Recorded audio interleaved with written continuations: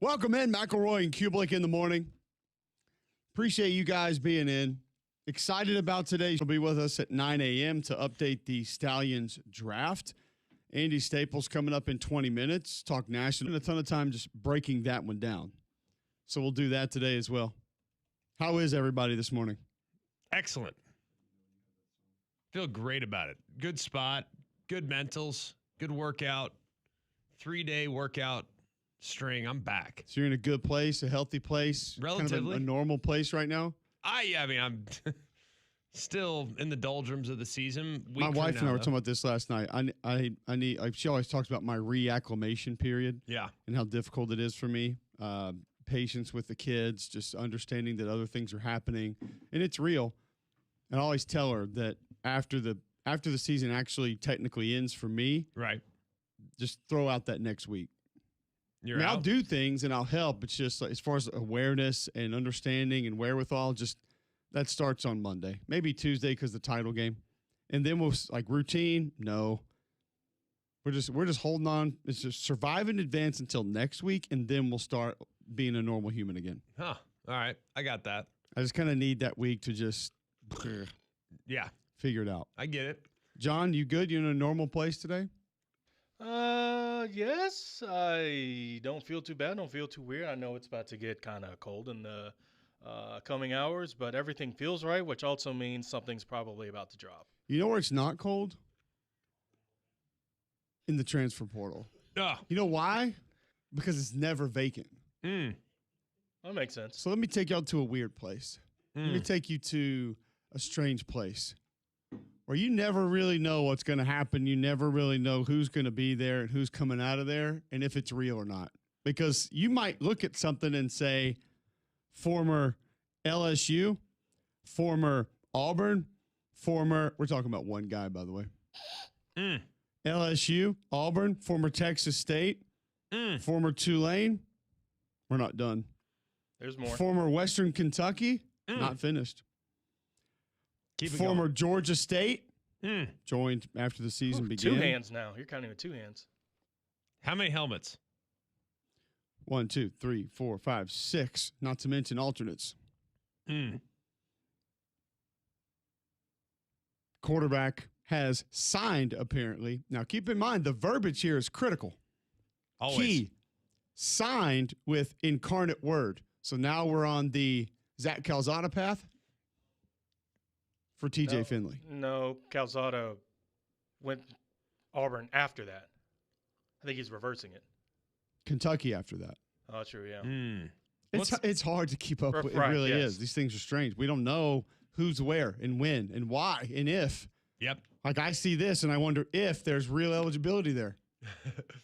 But Trinidad Chambliss, you can't play another year of football. Yeah, but if a tree falls in the woods, is TJ Finley eligible? No, it's a great question. I don't know the answer to it. Does anyone really care if TJ Finley's eligible? Obviously, outside we do. of We're leading TJ off the Finley, show with it. I don't think the NCAA is like, oh no, we can't. Competitive advantage. We can't let him play.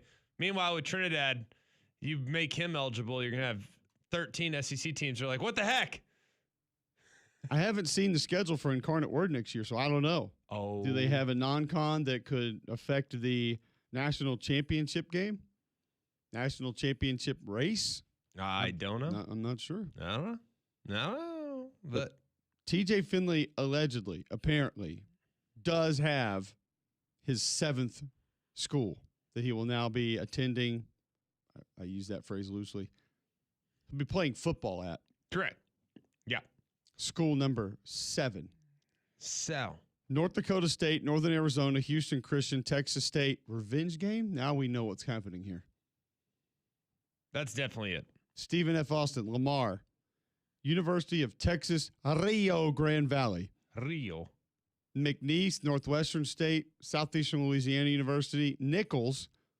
It's a hell of a Louisiana run there. A lot of Louisiana. At East Texas A&M University to end it. So he's getting back at all those Louisiana schools that didn't recruit him after he's at LSU and Texas State for letting him go. It makes sense. It's a revenge tour. It's TJ Finley revenge tour. Yep. Revenge tour. Honestly, what are we doing? I have no idea. What are we doing? And This it does is have nothing against championship. TJ Finley. Like, if I were him, I'd keep playing too. Like, people will interpret this as like shots at TJ Finley. No, you It's keep not going. on him. Keep going, by all means. It's more about the process that we have when it comes to allowing guys to play more than they should be able to play. And like, if there's ever been a player that better exemplifies the ridiculousness of the transfer portal and the lack of loyalty to institution, it's TJ Finley. And like I said, not a knock on him. By all means, you go where you go. Do your thing. Oh, no. Tate, what's his name, needs to be in there, too. Tate Forcier? Ratledge? That actually wasn't the one I was thinking of. The Miami quarterback from Las Vegas. Mm-hmm.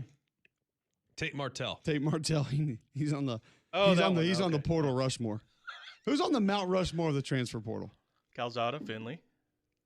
Calzada Finley. made some stops. Finley might be number one at quarterback. JT Daniels? We should do an all transfer JT Daniels is up there. He might be on one of those 4. probably. Has there ever been a guy that had more hype?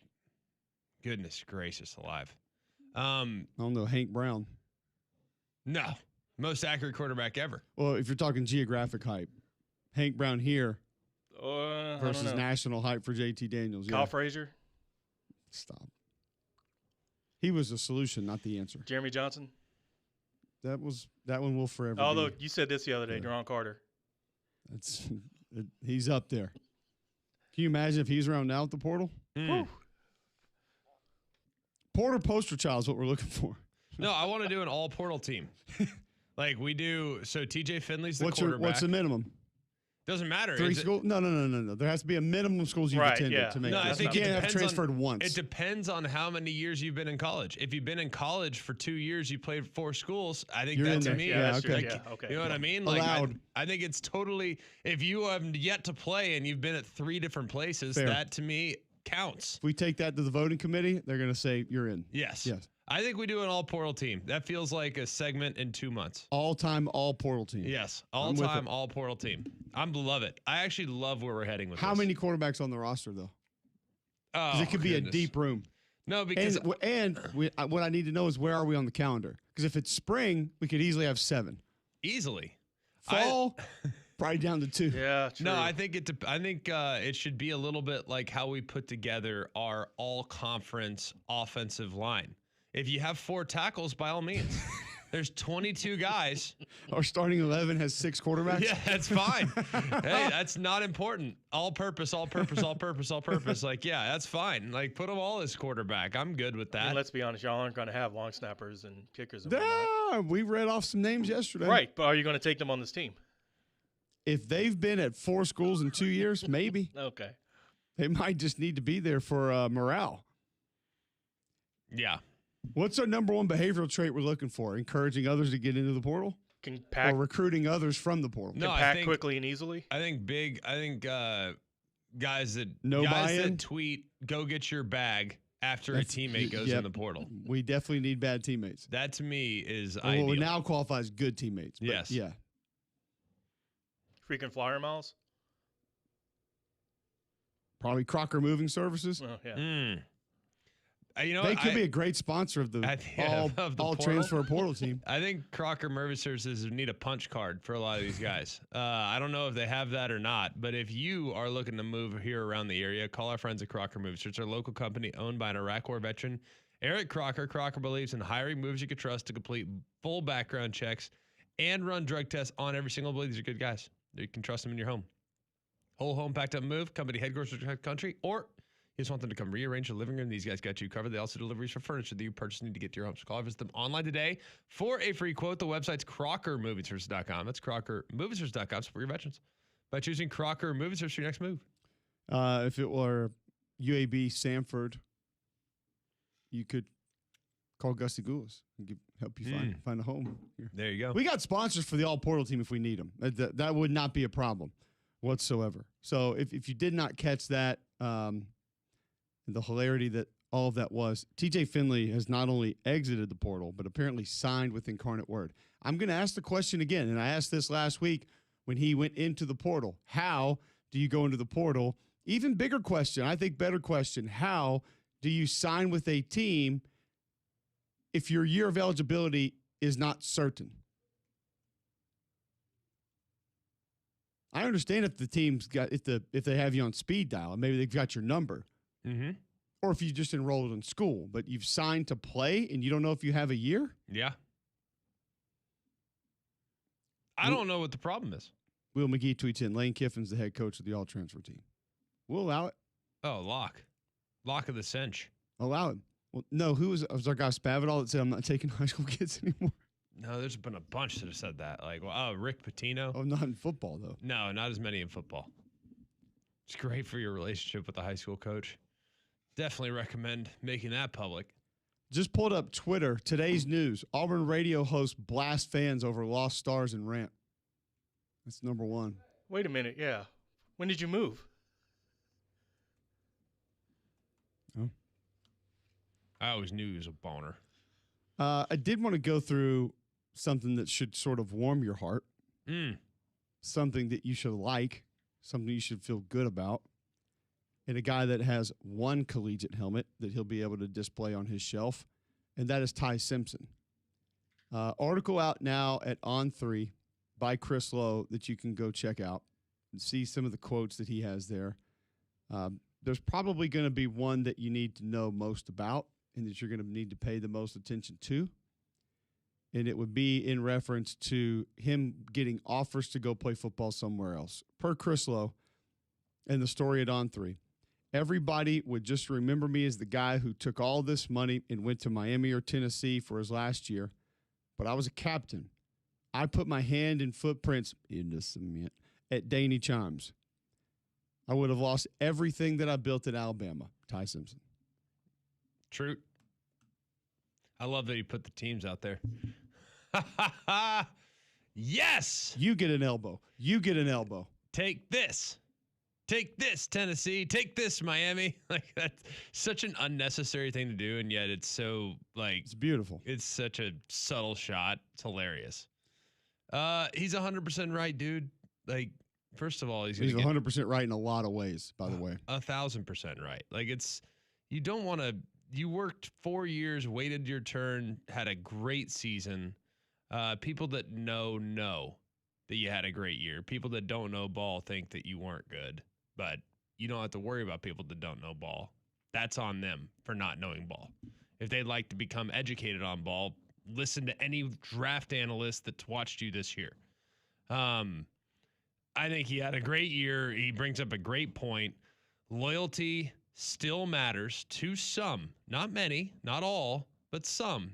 And I think it should matter in this case as well, especially when you care greatly about your legacy. He cares greatly about it. It matters to him. It doesn't to most. Money matters most. People view the legacy through how much did I make? That's great, but that's not everything for some people.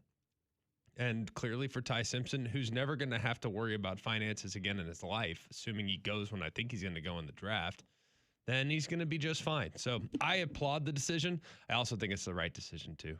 If he had work to do with his grade, I could understand, like, all right, you know, gosh, I'd love for him to maybe get one more just to strengthen things. I think he's going to end up getting drafted in a pretty good spot. I think you will as well. And I think when you begin to hear certain things around his draft process, it's only going to help him skyrocket. And it's only going to make more teams want him to be a part of their roster. So, pretty cool to hear some of what came out of Ty Simpson's mouth in that article with Chris Lowe. And one of the reasons that he should and will be remembered for what he did at Alabama, and that being very positive. We've talked about some of the negative that's come out of it for the last couple of weeks, and you just don't need to go any further than what you just hear right here to understand what he meant to the team, what he meant to the program, and why there's a lot of positive around that. So tons. We haven't talked about moving ahead, though. And what will be next? We already called Crocker Moving Services. We did. We've talked about moving ahead. But we have not talked about Alabama we talked about moving ahead.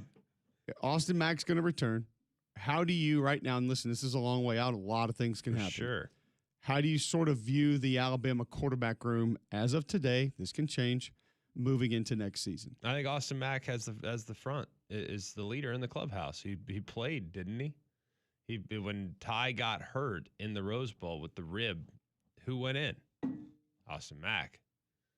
Another year older in the system. Clearly a talented young man. I think he's probably going to take the first snaps in spring. Doesn't mean he's the guy that ultimately gets the job done. But based on what I've seen, I told you this after I went to the scrimmage last year. I was like, that Mack kid's pretty good. He's better than you realize. And then you watch him, it's like he moves better than you think. He's got good feet for a guy that's a big guy. So I think it's going to be a heck of a competition. A heck of a competition. I really don't know how it's all going to play out, but I feel pretty optimistic this thing's going down to the wire. And because Keelan had 5 stars and all this stuff does not mean anything to the coaching staff. Remember, they brought Austin with them from Washington. So they think very highly of this young man. This will be a very difficult decision, even though one guy is making significantly more than the other. We'll see how it all goes. Well, good news is it feels like, based on what we've seen, and it's a limited sample size for both, but it feels like you're going to have multiple options that have a chance to come in and be good and help your team win football games. They're going to be in really good shape at quarterback. I'm not worried about it. It's a very quarterback, well, it's not a quarterback-friendly offense, but it's an offense that requires a lot of the quarterback, but the process is streamlined for the quarterback. The reads are very black and white in some cases. I think they do a really good job coaching that position. So I'm not worried about quarterback. There's about 99 things I'm concerned about. Quarterback ain't one. Feel me? No. That's what we call bars. Yeah. Know what I mean? And obviously, you heard of him? Yeah. In the parental advisory sticker of not going against the FCC. No. Won't let be me, so let me be me. Oh. Let me be me, so let me be. You still thinking? Try to shut me down on MTV. There, good. Okay. So Alabama will be in good shape at quarterback. We know that. As will Incarnate Word. Yes, sir. You know what I did not look at through all of this? Incarnate Word, what city? Somewhere in Texas. San Antonio. Yes. What? Oh, So yeah. You passed by? Of course. Yeah, you passed by it. Actually, never saw it there. That's literally in all why my 7,000 trips. You literally there. do. I did not know. You that. literally pass passed by. right by it from the way the airport downtown. Literally pass right by it. What do you think the numbers were from last year? 7 games. 7. Oh boy. He threw for about 800. About 850. I'll tell you the only thing that matters. 1-to-1 touchdown interception ratio. That'd actually be 6 to 7. So slightly worse than 1-to-1. Wow. I'm proud of you. No, see, I was just going to tell you I was proud of you because you didn't do it, and then you make the hand motion. Don't Yeah. do it. I don't want people on the radio You to grew think up I'm right dumb. in front of our face here. I don't want the people so on the excited. radio to think I'm dumb. I I'm want so people watching excited. on Jocks TV to think I'm dumb. Yeah. Both of them. Well, every time that has happened for the last month, you've immediately gone into it. Yep. If I You knew didn't do it, if you would actually act like it didn't bother you, I probably wouldn't do it anymore. But the fact that it elicits a response on the 6-7 is pretty good. I don't know how people ignore the stupidity of it. We also had a 6-7 ornament on the tree. No, you What? Oh yeah, Oh, boy. that was We one of did? the kids. That's I right. mean, one of the kids. If you Okay. see where Hope it was your at, neighbors didn't see put it that. this way: it wasn't at my eye level. Bottom branch, It was, yeah, it was down around deep where in the bottom branch, like right by the trunk. You can tell. The reason why I know this because our Christmas tree got put up like 2 days ago, which we're not proud of, but it is what it is. Waiting till the 12th to put your Christmas tree away is a sign of just hanging on for dear life. But I noticed all of our quote inexpensive ornaments are all right at my belt line and below. I'm like, what's the deal with this? You see like these round balls have dents in them. We've had them since we've been married. They're like old as can be. And they're all down around the belt line and lower. And I'm like, I never even noticed this while we're looking at it because she gives the inexpensive ornaments to the kids. Those are the little ones. Yep. Yeah. And then the expensive ones go up top so they don't get pulled off. And the 6-7 was down in the inexpensive section. Is that all the ornaments too that are made with like popsicle sticks? Oh yeah, and like popsicle thread. sticks. Yes, 100%. Like every craft. The toilet paper roll, Correct. Yeah. Oh, yeah. snowman or Santa, whatever it is. Yep. Yeah, they're all got down there that. too. Yeah. These all types of a lot of cotton balls below the belt line. a lot of, I mean, literally, some of the ornaments. I told Meredith yesterday, I was like, I'm taking these to the donation station. Like, this is broken. Yep. And it's sharp, and I could easily impale my finger. It's time for this to go. We've had it for 10 years. It cost 27 cents. What are we doing? Time to go. We've gotten our money's worth out of this sucker. Absolutely. Taking it. Yeah. All right. So transfer portal news. We have more of that we're going to get to. Some big teams pulling in some players that may or may not change your opinion on what they're going to look like next year. We obviously are going to get into Indiana, Miami a little bit more today. Have a discussion about that. Bama gets a win on the basketball court last night. We will discuss it. A lot of things happening around college football, including more chatter on this playoff expanding. Again, how soon? Well, we'll ask Andy Staples that when he joins us on the other side. Also, the coaches' convention taking place. And I have a question for every coach that voted for a certain thing that apparently is going to. What are you thinking? Don't make me do it again. I did it yesterday. I didn't come here to do it again today, but we're in the on deck circle now doing it again. Bubblegum. When I hear every one of you complain about something, and then you extend it to know what we're doing, I'll tell you what it is next, right here on Jocks.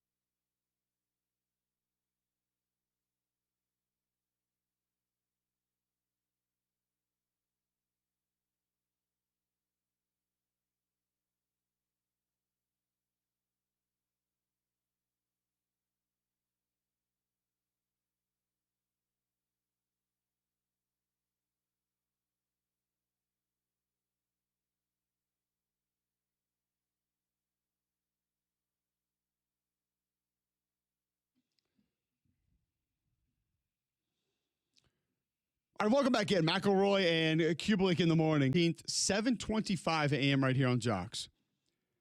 You can listen online, jocksfm.com. Apps in your app store, iPhone, Android. Download that for free. Watch us live on YouTube each and every day. Podcast, you can just go download us there, listen live there. Or if you're walking around the house, just tell your home smart speaker to enable the Jocks skill. Bill Smith Buick GMC is the GMC Dealer of the Year, the national champion of GMC dealers. All you do is take the short drive to Tacoma, and you'll see what I'm talking about. It's incredible. The amount of deals that they have on the lot, like a GMC Sierra 1500 SLT, it's a 4x4, really nice trim level. They'll take $15,000 off the sticker price, get it for under $53,000. That's amazing. To find that deal, you won't find anywhere else. There's a reason why they sell more vehicles than anyone in the Southeast. Reason why they've been named the GMC dealer. They'll be glad you did. I-65, exit 310, Highway 31. You can also shop online, have delivered right to your driveway at Bill's. The On3 Sports Network was set to join us. The On3 Sports Network was set to join us to preview the national championship game. And then came from this year's coaches convention, Andy. The amount of coaches that I have had complain to me over the last 3 years after week 4, when they come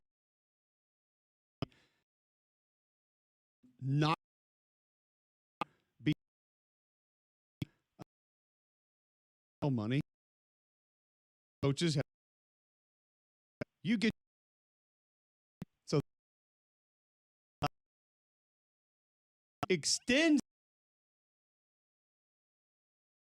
to have the red help me make number 2 meetings for the last 5 since is that point away.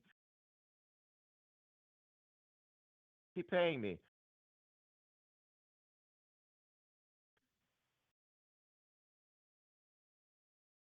To some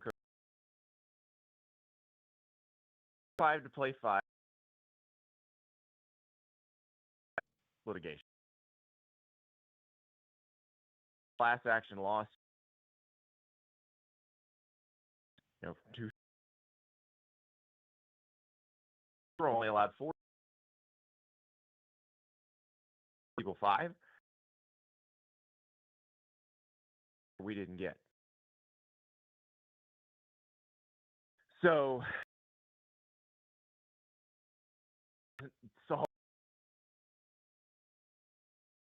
same problem. Hopefully some of this you all missed out on. Notice that's I found,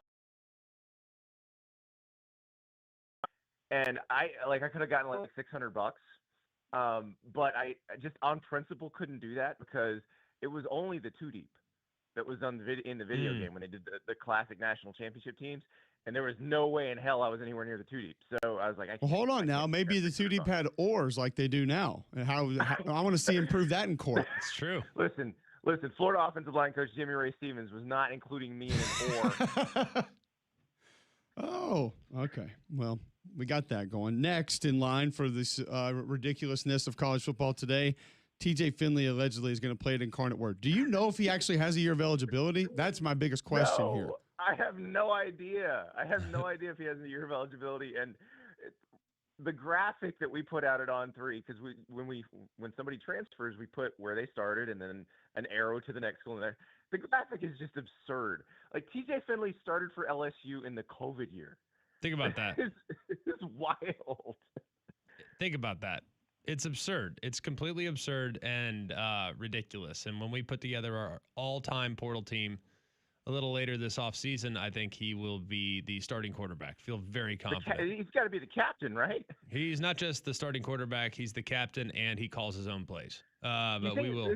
Think about TJ Finley. Like, if you need, this is what he needs to do, because obviously he's probably not going to play in the NFL, but he needs to have a concierge service. So when you move, TJ Finley must be so good at setting up utilities in a new town. No doubt. Yes. 100%. Probably impeccable credit because of how many different things he's I disagree. I disagree with both you guys. But no, if you've had to set up that many accounts and close that many accounts, like that's great. You guys are out of your mind if you think TJ Finley has set up utilities in any town. You don't think so? It's called analysts on staff. It's called recruiting coordinators. There are people inside these facilities that are doing all of these things for these kids. I guarantee it. I was joking, Cole, because we know about his car buying history. So he's not going to that GMC dealership that's been ranked number 1 in the country. No, Royal. Yes, and he should be. Nope. Yeah, Bill Smith. That's awesome though. Happy for him. Really looking forward to watching him play next year on ESPN 2+. Help me out with the national championship. You were there on the sideline. Saw you before the game. You've seen Indiana up close now. What are your impressions about how Miami can make this thing very competitive? I think Miami can make it very competitive because I think what Miami will probably try to do is play a game similar to what it played against Texas A&M and against Ohio State. And if we're looking at the Miami-Ohio State game, how different is that really from what Indiana tried to do to Ohio State in the Big Ten Championship? I think these teams can do the Spider-Man meme. The difference is Indiana probably makes fewer mistakes, and I trust Fernando Mendoza more than I trust Carson Beck. So you need a really good game from Carson Beck. You're probably going to have to let him turn it loose a little bit, or it's not going to work. But I do think Miami should be able to run the ball some on Indiana. I don't think either team's going to have a ton of success on the ground, but you've got to keep pounding it. And I actually asked Carter Smith about that, the Indiana left tackle, because against Oregon, they ran 20 run plays out of 31 in the first half, and they were only averaging 3.5 yards a carry. But you notice it wore them down because the second half, they start popping them. Andy Staples joining us on the Higginbotham Hotline to preview the national championship game. Outside of the actual game, the X's and O's, the matchups, where should we be having this discussion about Kirk Cignetti if he wins this national championship all time? Where this accomplishment is, and I understand his career is far from over, but just what he's done with that program in 2 years versus maybe what some other coaches have done in their careers at different places? I mean, it's one of the greatest coaching jobs of all time. It already is, whether he wins this game or not. If he wins it, it just goes up to another level. It's crazy because we probably missed out on 15 years of Kirk Cignetti as a power conference coach because for whatever reason, he wasn't one of the favored ones when he was on the Alabama staff, and he wasn't in line to be the next hot coordinator or the next hot head coaching candidate. And he's like, I want to run my own place. I want to be a head coach. I know I can do this. So he goes to Indiana, University of Pennsylvania. And then people just, unless you really pay attention, you're not seeing him there. You're not seeing him at Elon. You see him at James Madison when he gets there. But imagine what he could have been doing this the whole time. Maybe. I mean, it might have taken him a little while to kind of. It might have taken him a little while to flush everything out. But what he's doing now is truly remarkable. Is it sustainable? Because I do think the 13 guys that he brought with him were outstanding. They were able to establish a culture. I think the culture will continue, but I do think it gets tougher, and entitlement does creep in when you have success. So how do you think he'll manage that? Well, if he can keep everybody feeling the way they feel now, which is, I would imagine, pretty similar to how you guys felt, Greg, playing for Nick Saban, they're very process-oriented, and it's hard to get anybody to do that, to think that way, especially anybody at that age. And if he can continue to have his players, his older players, teach his younger players how that works, they can keep this up. It doesn't mean they're going to win the national title every year, but it means they're going to be pretty good every year. Yeah. So that's the hard part is can you build a culture like that in this era? And I don't know the answer to that, but you look at some of the guys that they've brought in. Charlie Becker, that's a recruit out of high school. Like that's an NFL player. They're bringing those guys in too. It's not just the guys they brought from JMU, and once those guys leave, all of a sudden it falls apart. So, how do you feel this will go down Monday night? When you look at the matchup, obviously both coaches, where they've been, what they've done. You know how these teams operate. You mentioned ways that Miami can be competitive. Do you think that that's also ways that they can find to win this game? Yeah, I do. Cole, I think, like I said before, I think the 2 games against Ohio State that each team played, I think that's instructive. And I think that's the type of score we're probably looking at. If Miami's competitive, and I don't know, win or lose, I think it'll be this type of score. You're talking like a 17-13 or a 13-10, that type of score. I think that's how Miami keeps it competitive. Can they win it? Do they win it? Yeah, oh yeah. I think they can. I picked them to cover, but you're giving me 8.5 points. Yeah. So I still think Indiana probably wins it, but I think Miami can be right there. And the thing is, if you're within a touchdown in the final, what do the NFL playoffs teach us this weekend? If you're within a touchdown in the final minute, you got a shot. No doubt. For sure. All right, Andy, before we let you run, how long does this continue for Indiana after this? As long as he coaches there. And the question is, I don't know how long that is. He's 64 now. How long do these guys want to go? How long can you burn that bright? Now, I did have some people call me yesterday and be like, Kurt Signetti's a Yenzer. And the Steelers job's open. Well, I think there's a much more obvious choice than Kurt Signetti that's coaching in college right now. But I was going to say that the last 3 Steelers head coaches, the first of which was hired 9 years before I was born, and I'm old. They were all in their 30s when they got hired, and the same family's doing the hiring. So I did want to. Your last answer kind of made me go down this path, and I want to get your thoughts on this. Of the newcomers in the last year or two, the new kids on the block, so to speak, outside of Indiana, because you just said, as long as he coaches, this thing's going to be what it is. Who else do you have the most confidence in their sustainability moving forward? So teams like Texas Tech, Vanderbilt, that we've seen show up and be very different, really for maybe more than a single season. Does this just continue because of where we are? Or is this going to be a massive roller coaster for a lot of these programs of year or two really good, then go back to what you've been? Or is the game completely changed across the board? I think it's going to be a roller coaster. I think there's going to be variability where you can jump up, have some really good years, and then you're going to fall back for a little bit. If we're talking about who I think can be the most consistent through this, and we're talking coaches, I'm going to go with Mike Elko. I think Elko has the temperament to be consistent. Now, it also helps that Texas A&M has the money to make sure he has a good roster every year. But he feels like the kind of person who can produce a similar result year after year after year. There you go. Andy, great stuff, man. Thanks for hopping on. Always appreciate your feedback, your info, and we'll do it again soon. Thank you, guys. Appreciate it. Talk to you later today. There you go. Andy Staples, On3 Sports Network. Catch his podcast with Ari on the On3 Network, wherever you get your podcasts. They do a great job. YouTube, Spotify, Apple Podcast, all things college football. I think that's an interesting thought, though, and I want to follow up on the other side of the sort of new blood in college football. Yeah. Who stays, who goes, and maybe who's next. Not to go full Goldberg here, but we'll try it right after this on Jogs.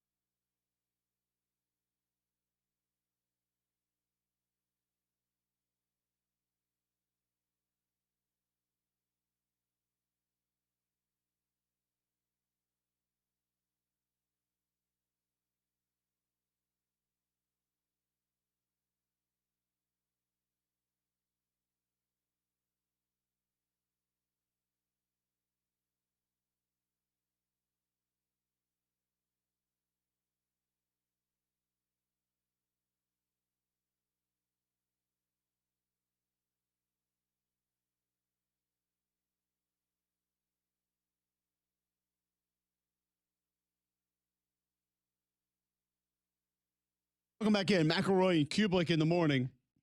7:42 right here on Jocks. On the Higginbotham hotline, 800-239-9569, 800-239-WJOX. Roddy Jones added to the show next hour. He'll give us his thoughts on the national championship game. He played in the ACC. He knows that Miami team well. We'll get his thoughts on maybe how it breaks down. A.J. McCarron on the Stallions draft at 9. The new players at the table, you would say last couple of years, Vanderbilt. I'll classify Ole Miss here. Texas Tech probably deserves to be there. Indiana, going to be one of those teams. There's probably a new player in the college football playoff hunt. I think maybe Georgia Tech deserves to be there. That's probably a name that we should discuss as has arrived. I don't know if we want to put some of the North Texas's, JMU's, Tulane's because of the change that they're undergoing. I don't think we feel like they'll just stay where they are. And then obviously on top of that, where the playoff is probably headed with more change to not make it as easy for them to be able to get in and be a part of it that it has been. But of the teams that we've mentioned, let's just start there. Who do you have the most confidence in staying where they are, being competitive, maybe getting in the playoff, and maybe even having a chance to push a little bit further? Oh, man. Of all the teams, I mean, Indiana feels very sustainable for sure. Like we feel good about that one. That's understood. I don't have a single doubt that they'll be at least close to where they've been the last 2 years. Be in the mix, going to be consistently in the mix. I think with their process, they might have. The thing about the Big Ten is like there's just not that many teams that can beat the top teams. Right. You know what I mean? So like the amount of parity that you see within the conference itself doesn't exist as much. And Indiana has not been a team that has gone out over their skis in the non-con. So you think they're probably going to have a pretty good regular season record almost every year. So I think they're going to be in the mix. As far as the other new bloods that doesn't feel like they're going anywhere, it's a really good question. But I think Georgia Tech's going to be steady in the Big Ten. Like I think, or in the ACC, I think Brent Key has a good understanding of an approach. I do think once you start losing coordinators, though, like call me crazy. Like at what point do you start to think, okay, well, Buster being gone, that's pretty significant. Yeah. Haynes King being gone, pretty significant. And your backup quarterback, by the way. Yeah, and who's now going to Florida. Like to me, that's the ultimate test for a program is sustaining high quality performance when there is no staff continuity. And that's one thing that Indiana at this point is not having to worry about. But it's coming. Brian Haynes will get a job. Mike Shanahan will get a job. And that becomes a lot more difficult over the course of time. So this year for Georgia Tech, I think is big, is to prove we're not going anywhere. Buster was just a piece of the pie, not an unusually large piece of the pie. I think it's a great point. And I think when we talk about Georgia Tech or even Texas Tech or let's just say Ole Miss, it feels like when you put Indiana next to them, they just have so many fewer questions about will they be here? Can they be here? Is this sustainability real? And maybe that's the over-reliance on individual players like with Georgia Tech. You mentioned it. Not just Haynes King, but the guy that was calling plays for him. Yeah.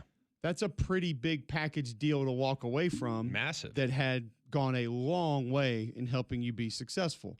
Okay, so Texas Tech, yes, you're replacing quarterbacks, but how often are you going to be able to continue to get that type of a talent? And also, you tell me if you agree with me on this one or not. I think the guy you went and got is a superb talent. No question. I don't know how much of a finished product, polished actual quarterback he is.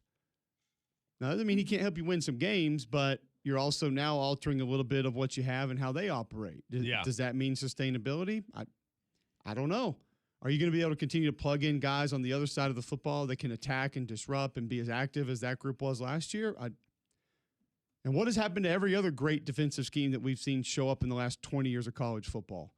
I mean, people have found answers for it, right? So are you able to operate that way? We just don't know the answers to these. Vanderbilt. I mean, Diego Pavia, whether you like how he acts, what he says, who he is personally, was a generational player for that program.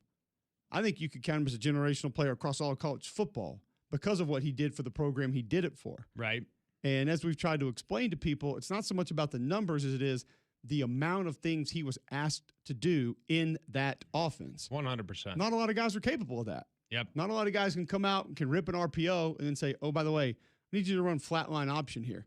Okay, and then I need you to run quarterback power, and when that linebacker steps up in the hole unblocked, I need you to try to run him over. 100%. It just doesn't take place.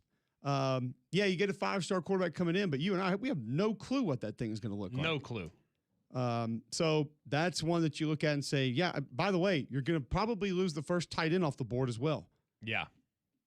That guy helped a lot. I mean, you talk about matchups, removing defenders from the box, forcing safeties to play different. Do you have someone that can do that to defenses this year? I don't know. So I would look at Vanderbilt and say, I love where Clark's going. I love how he's changed his attitude. I love the staff he has in place and what they are doing to help him and what they've done for other players. But sustainability year in, year out of being a 9 to 10, 11 win football team, it's going to be tough. Very tough in this league. I think it's going to be extremely difficult. And it doesn't mean they can't. Like, they were better this year than they were the year before. They improved in many areas this year. I think they were collectively stronger across both lines of scrimmage. I thought Diego became a better thrower this year. I think there was a lot of improvement made this season. But Diego was the ultimate, eliminator. He was kind of an eraser of what deficiencies they might have in other areas. And he was far from a flawless product, but he understood what he couldn't do in that offense very, very well.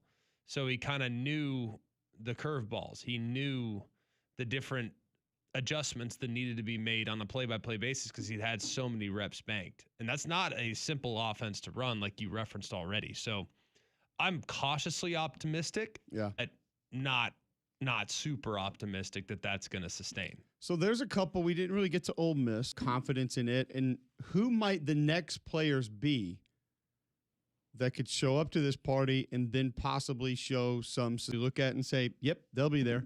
I have confidence that group's going to be there, and I think they can stay there. We'll discuss all that and more next right here on Jocks.